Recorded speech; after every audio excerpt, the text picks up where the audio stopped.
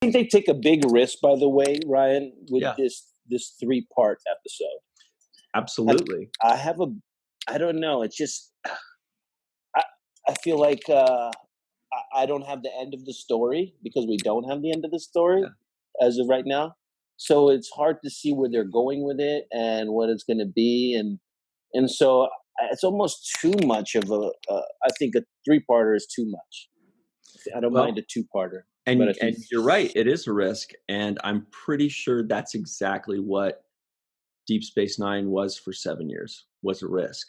We're just rolling the dice. Yeah. They went with the commander instead of a captain. They went with the station instead of a ship.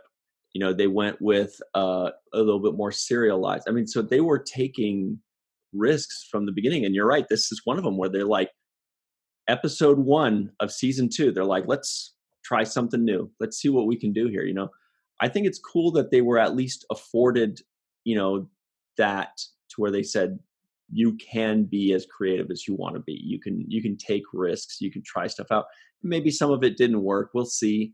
I think it's working okay so far. I mean, I wasn't terribly interested in Bajoran politics, now I don't mind it as much. Now I'm like, okay, it's pretty interesting. It's the kind of thing where as a writer, you have to be careful because in your mind, it's way more interesting. The world that you're creating is so fascinating. You're like, oh, they'll have this and there's this and that.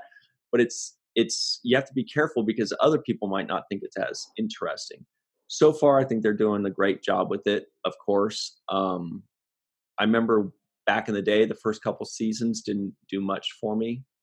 But this one's working out okay. We'll see. You're right. We'll find out next episode. We'll see if it actually works out or if it missed a little bit.